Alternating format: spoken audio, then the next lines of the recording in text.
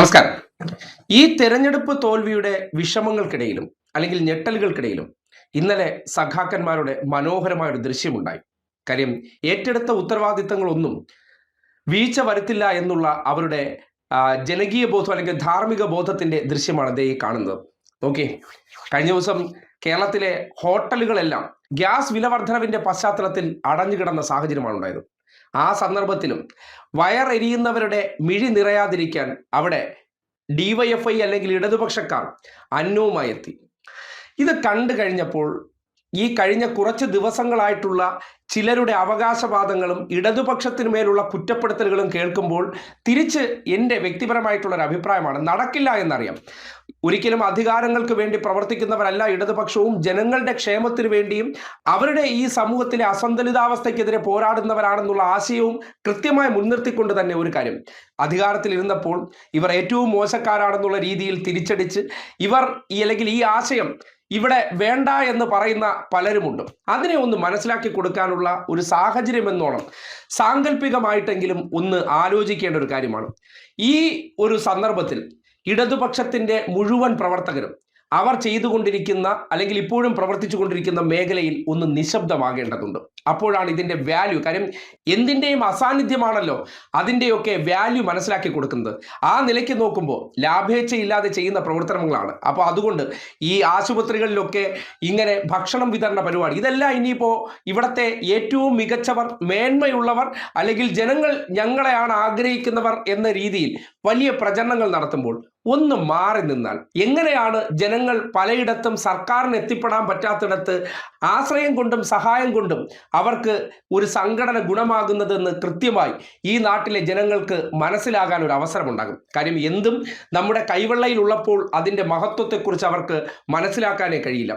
ഒന്നും വോട്ട് പ്രതീക്ഷിച്ച് ചെയ്യുന്ന കാര്യമല്ല. വോട്ട് പ്രതീക്ഷിച്ചാണ് ചെയ്തിരുന്നതെങ്കിൽ തെരഞ്ഞെടുപ്പിൽ തോറ്റതിന് ശേഷവും ഹോട്ടലുകളെല്ലാം അടഞ്ഞു കിടക്കുമ്പോൾ ഞങ്ങൾക്ക് വോട്ട് തരാത്ത മനുഷ്യർ പട്ടിണി കിടക്കട്ടെ എന്ന് വിചാരിക്കാതെ അവർക്ക് മുന്നിലേക്ക് അന്നവുമായി എത്തുന്ന ആ മനോഭാവമുണ്ടല്ലോ, ആ മനോഭാവത്തെയാണ് നിങ്ങൾക്ക് ഇതുവരെ മനസ്സിലാകാത്തത്.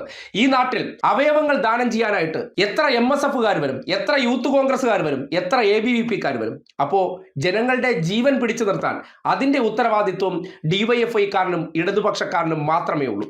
ഒരു ദുരന്തം ഉണ്ടായിക്കഴിഞ്ഞാൽ ആ ദുരന്തമുഖത്തേക്ക് കയ്യും മെയ്യും മറന്ന് സ്വന്തം ജീവൻ വരെ പണയപ്പെടുത്തി രക്ഷാപ്രവർത്തനത്തിനിറങ്ങാൻ ആരുണ്ട്? അതിനും ഡിവൈഎഫ്ഐ വേണം.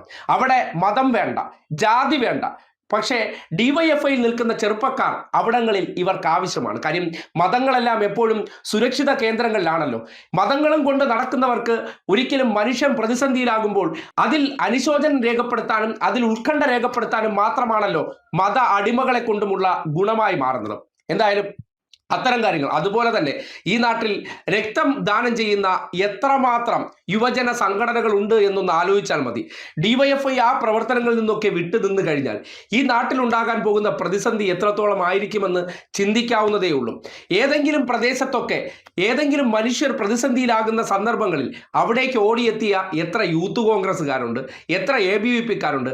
തറവാട്ടിൽ പടർന്നവർ, കുടുംബ മഹിമയുള്ളവർക്കൊന്നും ഇത്തരം പ്രവർത്തനങ്ങളിൽ ഇടപെടേണ്ട കാര്യമില്ലെന്നേ. അവർ തറവാട്ടിലെ കൊച്ചുങ്ങളാണ്, അവർ ഇതൊന്നും ചെയ്യണ്ട, അവർ ഈ ഉടയാത്ത ഉടുപ്പുമിട്ട് നടന്നാൽ മതി. അങ്ങനെയുള്ള പ്രിവിലേജ് ഉള്ളവർക്ക് മതത്തെ കവചമാക്കി മുന്നോട്ട് പോകേണ്ടത് അവരുടെ ആവശ്യമാണ്. പക്ഷെ മതമല്ല പ്രശ്നം, മനുഷ്യനാണ്. എരിയുന്ന മനുഷ്യന്റെ വിശപ്പാണ് പ്രശ്നമെന്ന ആശയം ഉയർത്തിപ്പിടിക്കുന്നത് കൊണ്ടാണ് ഈ തിരിച്ചടിയുടെ കാലഘട്ടത്തിലും മുടങ്ങാതെ ജനങ്ങൾക്ക് മുന്നിൽ അവർ തല കുനിച്ചിട്ടായിരുന്നാലും ശരി ആ ഭക്ഷണപ്പൊതിയുമായി എത്തിയതും. ജനങ്ങൾക്ക് വേണ്ടി പ്രവർത്തിച്ചവരെ ഇഗ്നോർ ചെയ്യപ്പെടുന്ന കാലം, അവരുടെ ജീവിത നിലവാരം ഉയർത്താൻ പ്രവർത്തിച്ചവർക്ക് മുന്നിലേക്ക് മതം വന്നപ്പോൾ മതമാണ് ഏറ്റവും വലിയ പ്രയോറിറ്റി എങ്കിൽ ഇനി എല്ലാ കാര്യങ്ങളും മതങ്ങൾക്ക് വിട്ടുകൊടുത്താൽ അപ്പോൾ കാണാം എന്തായിരിക്കും അവസ്ഥയെന്ന്. നിങ്ങൾ ഒന്നുകൂടി ആലോചിച്ചാൽ മതി. ഈ നാട്ടിൽ മതവിശ്വാസികളായിട്ടുള്ള എത്ര മനുഷ്യർ മരണപ്പെട്ടതിന് ശേഷം സ്വന്തം ശരീരം മെഡിക്കൽ സയൻസിന് പഠിക്കാൻ വിട്ടുകൊടുത്തിട്ടുണ്ട്. ആ പഠിക്കാൻ വിട്ടുകൊടുക്കുന്ന എന്തിനാണ്? വരും തലമുറയ്ക്ക് ആ ശരീരം കൊണ്ട് പഠിച്ച് പുതിയ ആധുനിക മെഡിസിൻ കണ്ടെത്താനും പുതിയ രോഗങ്ങൾക്ക് ചികിത്സ കണ്ടെത്താനും ശരീരങ്ങൾ വേണം. ആ ശരീരങ്ങൾ ഇവിടെ ജീവിച്ച് മരിച്ചതിന് ശേഷം സ്വർഗത്തിലേക്ക് പോകാൻ വേണ്ടി ശവക്കല്ലറകളിൽ കൊണ്ടുവന്ന് വെക്കാനാണ് മതം കൊടുക്കുന്ന നിർദ്ദേശം. നാളെ ജീവിക്കുന്ന മനുഷ്യർക്ക് വേണ്ടി ഈ മരണപ്പെടുന്നവർക്ക് ഒന്നും ചെയ്യാനില്ല, കടന്നു പോയാൽ മതി. പക്ഷേ ഇന്നത്തെ പുതിയ കാലഘട്ടത്തിൽ 10 വർഷം ഇടത് സർക്കാർ ഭരിച്ചതിന് ശേഷം ആ കാഴ്ചപ്പാടിൽ കൂടി മാറ്റം വരുത്തിക്കൊണ്ട് ഈ അവയവദാനത്തിൽ ഉൾപ്പെടെ വലിയ പ്രോത്സാഹനം നൽകിക്കൊണ്ട് മനുഷ്യരെ മുന്നോട്ട് കൊണ്ടുവരാൻ മതത്തെ അതിജീവിച്ചുള്ള ചിന്താഗതി സൃഷ്ടിക്കാൻ കഴിഞ്ഞു എന്നുള്ളൊരു യാഥാർത്ഥ്യം കൂടിയുണ്ട്. പക്ഷേ മതങ്ങൾക്ക് വെല്ലുവിളിയാകുകയാണ്, മതങ്ങളുടെ നിലനിൽപ്പ് നഷ്ടപ്പെടുകയാണ്. മതങ്ങൾ എന്ന് പറഞ്ഞാൽ മനുഷ്യരുടെ ഏറ്റവും അത്യാവശ്യ ഘട്ടങ്ങളിൽ ഒന്നും ഓടിയെത്താറില്ല. വിശപ്പ് വരുന്നവന്റെ അടുത്ത് മതം എപ്പോഴെങ്കിലും ഓടി ചെന്നിട്ടുണ്ടോ? ഒന്ന് ആലോചിച്ച് നോക്കിയേ. അല്ലെങ്കിൽ ഏറ്റവും ജീവൻ അപകടത്തിലാകുന്ന സന്ദർഭത്തിൽ മതം അവന്റെ മുന്നിലേക്ക് ഓടിച്ചെല്ലോ? ഒന്നുമില്ല. അവന് മതമല്ല ആ സമയത്ത് വേണ്ടത്, ജീവൻ നിലനിർത്താൻ വേണ്ടിയുള്ള സഹായമാണ്.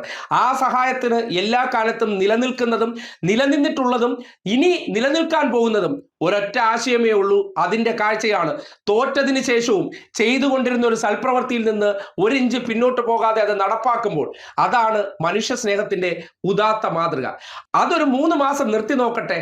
ഈ നാട്ടിലെ ജനങ്ങൾ പെട്ടെന്നൊരു അരക്ഷിതാവസ്ഥയിലേക്ക് പോകുന്ന കാഴ്ച വളരെ സിമ്പിളായി നമ്മുടെ നാട്ടിൽ കാണാവുന്നതേ ഉള്ളൂ എന്നുള്ളതാണ് യാഥാർത്ഥ്യം. പക്ഷേ മനുഷ്യ സ്നേഹത്തിന് വേണ്ടിയും അധികാരത്തിന് വേണ്ടിയും അല്ല പ്രവർത്തിക്കുന്നുള്ളത് കൊണ്ട് അവർക്ക് അത്തരം പ്രവർത്തനങ്ങളിൽ നിന്ന് ഒരിക്കലും മാനസികമായി പോലും വിട്ടുനിൽക്കാൻ കഴിയില്ല എന്നുള്ളതാണ് യാഥാർത്ഥ്യം.